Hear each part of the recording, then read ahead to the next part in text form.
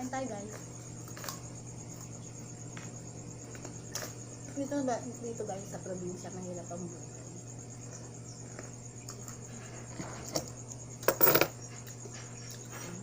Papaya.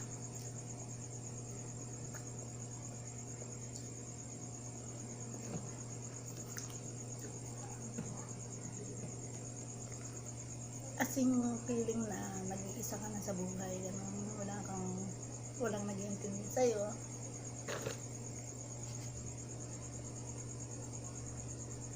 Yung hindi alam ng mga anak mo kung anong klase yung buhay mo rito sa probinsya.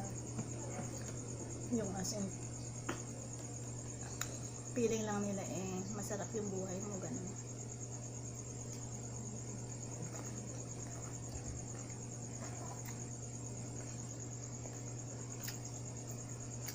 Yung as in pag kumakain ka guys, yung feeling mo sa sarili mo pag kumakain sila, alam nila masarap yun. Hindi man lang nila iniisip kung ikaw ba okay ka rito sa probinsya, ganun.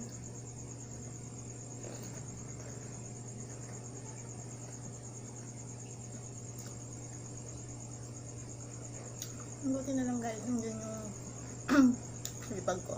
Kahit na gulay lang, always na may bibigay, iniisip ka, iniintindi ka.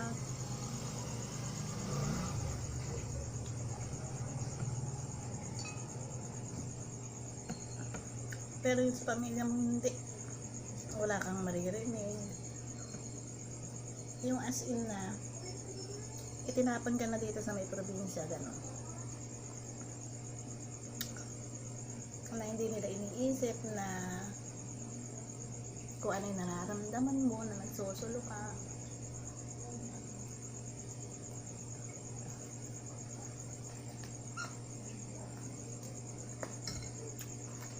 Yung as in sa sarili mo tuwan-tuwa pa sila dahil wala ka doon, ganun.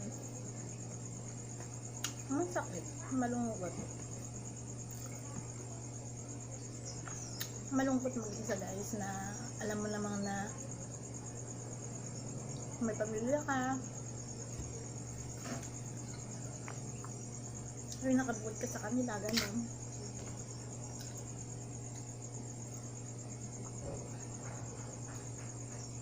Ako kasi guys, pagka yung nararamdaman ko na parang baliwala ako sa isang tao, yung baliwala ka sa pamilya mo, ganun, yung nakasanayan ko na talaga yung nagsosulo,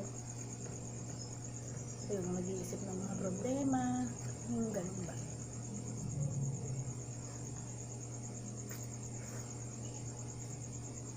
Yung pagka nalulungkot ka,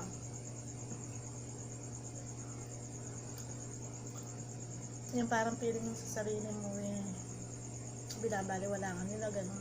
Ayoko kasi nang ginaganon ako guys, kahit na noon pa, kahit nung dalaga pa ako. Pag may mga dumarating na problema sa akin, gusto ko lang yung nagsusulo. Yung minsan lang ako nagsishare ng problema. Yung as in pagka puno na ako, yung ganun yung nararamdaman ko na yung sakit. Yun, inilalabas ko na yun. Yung pakalang ng tao, nakakita ka na, nakatawa ka.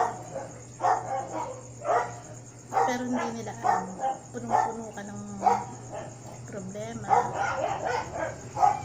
Yung ganun ba? Yung mahirap isipin na yung